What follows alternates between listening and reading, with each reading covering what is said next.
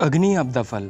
क्योंकि अग्नि आपदा फल ने पहले उसकी जान बचाई थी, इसका मतलब था कि अग्नि आपदा फल का कुछ रिवाइटलाइजिंग इफेक्ट था। वे उसकी जान बचा सकते थे अगर उन्होंने उसके मरने से पहले अग्नि आपदा फल वापस हासिल कर लिया। आर्यन ने ग्रुप को उनके गहरे दुख और क्रोध से रियलिटी में वापस लाया। अभी भी उनके पास अग्नि आपदा फल पाने का मौका था, क्योंकि वे जानते थे कि अब उनका असली दुश्मन कौन था। अगर वे एक साथ मंजिली से निपट सके तब भी उनके पास एक मौका था। आर्यन, क्या तुम्हें सच में लगता है कि मैं बिना किसी तैयारी के अपनी पहचान उजागर कर दूंगी? मंजिली ने एक भयानक हंसी के साथ कहा। तुम? आर्यन अपना मूव करने ही वाला था कि उसे अचानक ही लगा कि उसके शरीर को किसी भारी चीज ने पकड़ लिया हो। न केवल वो हिलडुल नहीं सका, बल्कि उसका मन भी बुरी प्रेजेंस के प्रेशर में था। Demon torture. पश्चाताप करने के समय का मजा लो।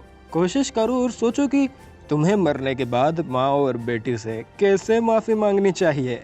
मंजिली ने एक बार फिर भयानक हंसी हंसते हुए कहा। आर्यन बेहद ही डर गया था। उसने अपने चारों ओर देखा और देखा कि उसके पीछे एक विशाल डरावनी परछाई खड़ी थी। डरावनी परछाई खून के प्यासे राक्षस की तरह काली थी और उसकी आंखें लाल थी। वो उसके पीछे खड़ी थी। परछाई आगे झुकी और आर्यन को अपने हाथों से पकड़कर कसकर बंद कर लिया। आर्यन को अपने शरीर में कोई दर्द महसूस नहीं हुआ, लेकिन उसे ऐसा लगा जैसे कि उसकी आत्मा को कसकर जकड़ लिया गया हो, जिससे वो तड़पकर चिल्ला उठा। मैं तुम्हें नहीं छोड़ूंगा, अमर ने गुस्से में चिल्लाया। उसने खुद ही मंजिली से निपटने के बारे में सोचा। बूढ़े आदमी, मेरे पास तुम्हारे लिए भी एक दावत है। मंजिली ने अमर का मजाक उड़ाते हुए कहा। वो पूरी तरह से तैयार थे। जब अमर और आर्यन उग्र जादूगरनी से निपट रहे थे, तब मंजिली ने पहले ही उन पर बहुत सारे कर्स स्पेल कास्ट कर दिए थे। उन सभी में अमर से निपटना उसके लिए सबसे कठिन था, इसलिए मंजिली ने उसके लिए एक बहुत ही बड़ा गिफ्ट तैयार किया था। Mind control. मंजिली की आंखों में एक सफ़ेद चमक चमकी और उसने बेहोश मैजिशियंस को कंट्रोल में कर लिया। मैजिशियंस मेंटली और फिजिकली दोनों रूप से पूरी तरह से थक चुके थे, इसलिए उनके पास एडवांस्ड साइकिक स्पेल के खिलाफ कोई रेजिस्टेंस नहीं बचा था। 8 मैजिशियंस खड़े हो गए और फिर अमर पर झपट पड़े। जिन 8 मैजिशियंस को कंट्रोल किया जा रहा था, वे ताकत के मामले में काफ़ी आउटस्टैंडिंग थे। भले ही अमर का आधा पैर सुपर लेवल में था, लेकिन उन सभी से एक साथ लड़ना उसके लिए भी काफ़ी मुश्किल था। डैम इट, तुम उन्हें अपनी एनर्जी को ओवरड्राफ्ट करके स्पेल कास्ट करने के लिए मजबूर कर रही हो, अमर ने गुस्से से चिल्लाते हुए कहा। मैजिशियंस ने अपनी सारी energy demon ceiling ice formation पर खर्च कर दी थी।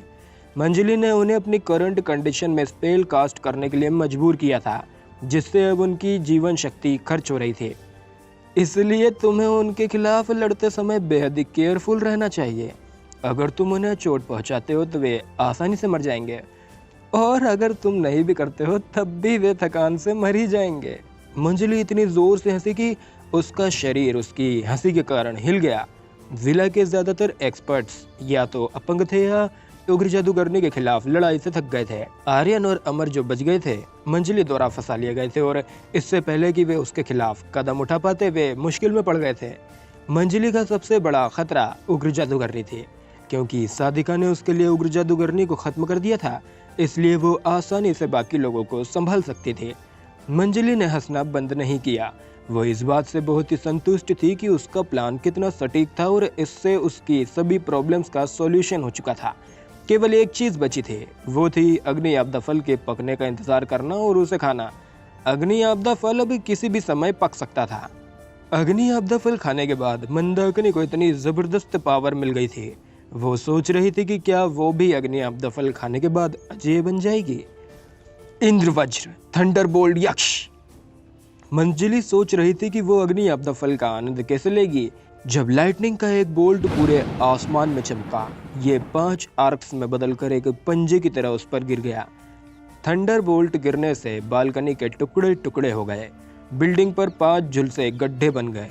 अगर मंजिली ने समय पर रिएक्ट नहीं किया होता और डिफेंस सेट नहीं किया होता, तो वो भी लाइटनिंग से बिखर जाती। मंजिली बालकनी से बाहर कूद गई और जमीन पर उतरी। बालकनी पूरी तरह से मलबे के ढेर में बदल गई थी। उसने उस व्यक्ति की ओर देखा जिसने उस पर हमला किया था। बच्चे, क्या तुम जीने से थक गए हो? मंजली जोर से चिल्लाई। वो चिल्लाते समय पूरी तरह से भूत की तरह लग रही थी। असली खतरा खत्म हो गया था। मंजली ने सोचा था कि वो केवल रिजल्ट का मजा ले सकती है, लेकिन एक छोटे से इंटरमीडिएट मैजिशियन ने उसे चैलेंज देने की हिम्मत की। उसने कभी भी उसके जैसे नाबालिग चरित्र को गंभीरता से नहीं लिया था। तुम जैसे जले हुए राक्षस से मुझे क्या ही कहना चाहिए। जल्दी करो और मर जाओ ताकि तुम स्मूथ स्किन वाले जानवर के रूप में पुनर्जन्म ले सको। फीरी फिस्ट। आदर्श ने गुस्से में मंजली की ओर एक पंच दे मारा। मंजली तुरंत ही एक तरफ हट गई। जब वह मुड़ी और महसूस किया कि आदर्श सीरियस हो रहा है तो वो एक तिरस्कारपूर्ण हंसी में फूट पड़ी। मुझे तो तुम्हें मारने में भी आलस आ रहा था, लेकिन तुम इतने मूर्ख हो कि अपनी मौत को मांगने के लिए मेरे पास चले आए। विंड डिस्क स्काई स्नेयर। इससे पहले कि मंजली अपना सेंटेंस खत्म कर पाती, एक बवंडर फायर फ्लेम्स के बीच से मंजली की ओर आया। बवंडर उस एरिया पर छा गया जहां पर मंजली खड़ी थी और हवा की स्ट्रॉन्ग वॉल्स को बनाने लगा। अनफॉर्चुनेटली बवंडर के वॉल्स खड़ी करने से पहले ही मंजली ने एक तीखी चीख निकाली। आवाज के साथ उसकी आत्मा से एक जबरदस्त फोर्स निकला जो समीर के दिमाग पर प्रेशर डालकर उसे बवंडर कंट्रोल करने से रोकने लगा। एनर्जी की अजीब लहर एक ही टारगेट पर हमला करने वाली नहीं थी। ये वेव्स की एक गोल रिंग की तरह मंजली से निकलकर आसपास के टारगेट तक फैलने लगी। नतीजतन आहान और इशिता जो दोनों स्पेल्स की कास्टिंग के बीच में थे, उन्हें एनर्जी वेव्स ने हिट किया जिससे उनका फोकस बिगड़ गया और उनके स्टार पैटर्न बनने बंद हो गए। Spirit wall. तभी राधा की आवाज आई। हवा न चलने के बावजूद उसके बाल लहरा रहे थे। उसकी आंखें बंद थी और उसकी बाहें पूरी तरह से फैली हुई थी। ग्रुप के सामने एक इनविजिबल स्पिरिट वॉल अपीयर हुई। स्पिरिट वॉल से टकराने पर मंजली द्वारा डाली गई आत्मा की एनर्जी वेव का प्रभाव शून्य हो गया। इस बीच समीर ने अपने विंड स्पेल पर कंट्रोल वापस हासिल कर लिया। स्काई स्नेयर के बवंडर ने वॉल बनाना जारी रखा। दूसरों के स्टार पैटर्न अब डिस्टर्ब नहीं हुए और तेजी से पूरे होने लगे। बहुत अच्छे राधा। समीर और आहन ने एक साथ राधा को थम्स अप देते हुए कहा। आदर्श ने मुड़कर एक फीकी मुस्कान के साथ राधा के थके हुए चेहरे को देखा। मैं उसके साइकिक एलिमेंट की डिस्टरबेंस को संभाल लूंगी, राधा ने कमजोर आवाज में धीरे से कहा। आदर्श ने सिर हिलाया। साइकिक और कर से दोनों एलिमेंट वाले किसी मैजिशियन के खिलाफ सेफ्टी के बिना कोई यूजफुल स्पेल कास्ट करना इम्पॉसिबल था। उसे डीमन टॉर्चर और 8 एडवांस्ड मैजिशियन को कंट्रोल करने पर फोकस करने की ज़रूरत है। वो हम पर अपने साइकिक एलिमेंट और कर्स एलिमेंट का यूज़ नहीं कर पाएगी। अगर हम साथ काम करें तो हम उसे हरा सकते हैं, राधा ने ग्रुप को समझाते हुए कहा। मंजली का खून खोल उठा।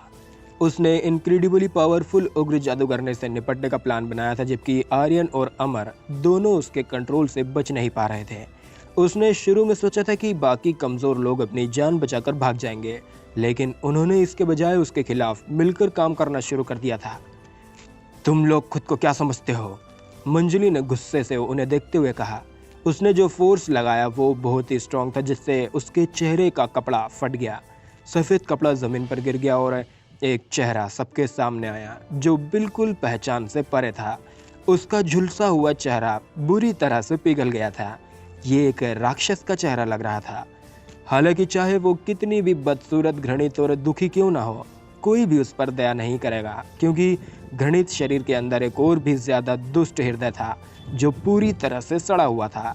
उसका थर्ड एलिमेंट अर्थ है। उसकी आंखों पर ध्यान रखना, इशिता ने उन्हें याद दिलाते हुए कहा। ग्रीन सिटी एरिया के आसपास मंजली एक कुख्यात वांटेड हुआ करती थी।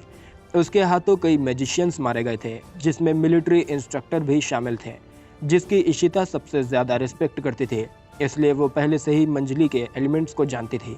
दो साइड्स को संभालने के लिए मंजली पहले से ही अपना ध्यान डाइवर्ट कर रही थी। वो आर्यन को कंट्रोल करने के लिए अपने कोर्स एलिमेंट का यूज़ कर रही थी और आर्यन को संभालने के लिए 8 मैजिशियंस को कंट्रोल करने के लिए उसके साइकिक एलिमेंट का यूज़ कर रही थी।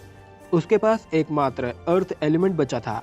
अर्थ एलिमेंट में ज़्यादा डिस्ट्रक्टिव स्पेल्स नहीं थे। बेसिक स्पेल अर्थ वेव था, इंटरमीडिएट स्पेल रॉक बैरियर। एक का इस्तेमाल मूवमेंट के लिए किया जाता था, जबकि दूसरे का डिफेंस के लिए। हालांकि एडवांस्ड स्पेल पेट्रीफाई बिल्कुल भयानक किलिंग स्पेल थे। अभी जो बैटल करने के लिए बचे थे वे यंग इंटरमीडिएट मैजिशियंस ही थे।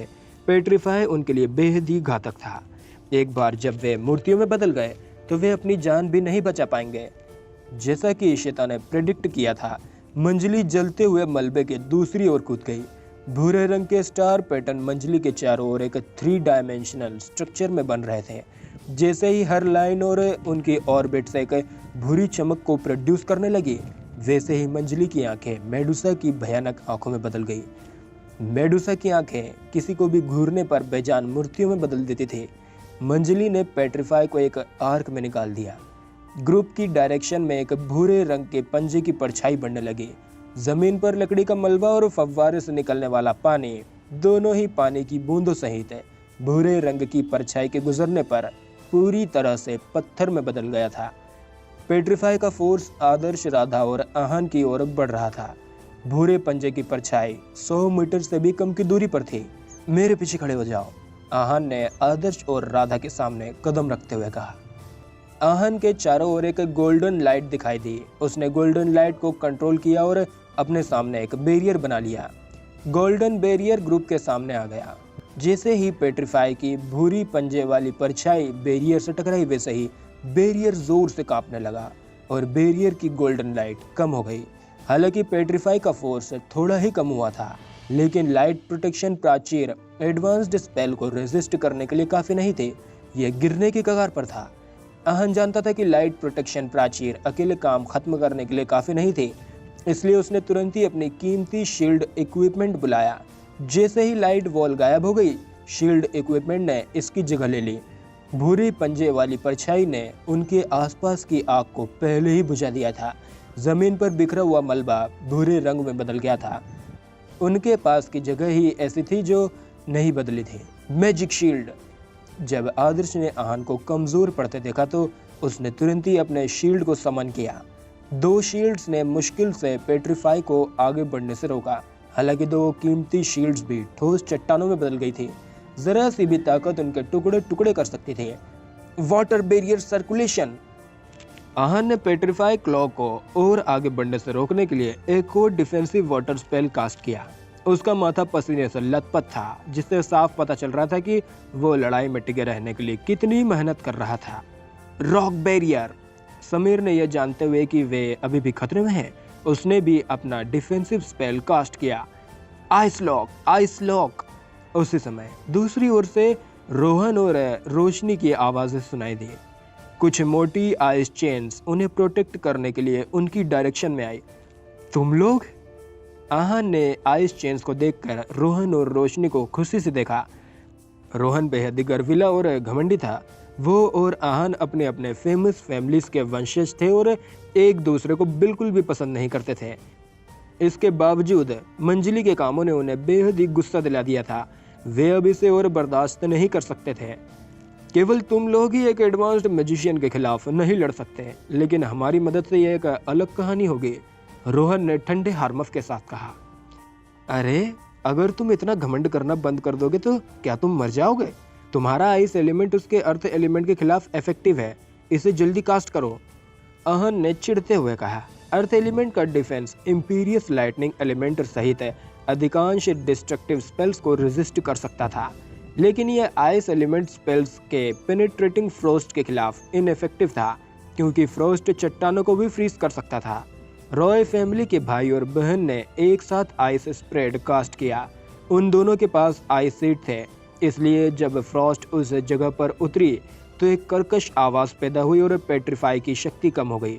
मंजली का चेहरा कांप उठा जब उसने देखा कि रॉय फैमिली के 2 बच्चे भी उसे चैलेंज दे रहे हैं। बहुत अच्छे, मैं अग्नि आपदा फल को खाने से पहले उसे तुम्हारे खून में डुबो दूंगी। मंजली की आवाज कर्कश थी और उसके साइकिक एलिमेंट के कारण ऐसा लगा जैसे कोई भूत है उनके कानों में चिल्ला रहा हो। तेज आवाज सुनकर सभी ने तुरंत ही अपने कान ढक लिए। हालांकि आवाज केवल एक नॉर्मल साउंड नहीं थे, बल्कि एक कर्स स्पेल था। इस आवाज को बहरे भी सुनने से नहीं रोक सकते थे। ये फियर है, बस थोड़ी देर सहन करो, मैं कुछ करती हूँ। राधा ने जब महसूस किया कि मंजली ने ग्रुप पर एक और साइकिक स्पेल कास्ट किया था तो उसने सभी से कहा।